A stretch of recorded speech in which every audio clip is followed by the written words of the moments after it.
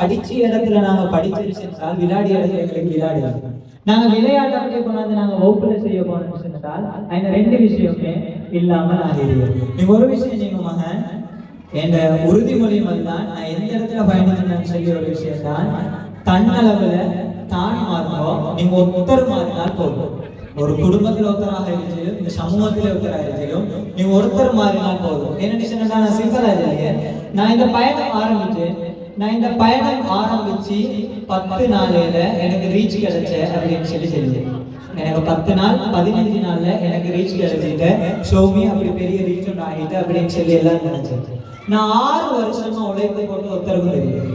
நான் அதே துறையில 6 வருஷமாக கஷ்டப்பட்ட ஒருத்தருக்குமே தெரியும். அந்த 15 நாள் விஷயங்கள் மட்டும்தான் அத்தனை பேருக்கு தெரிஞ்சது.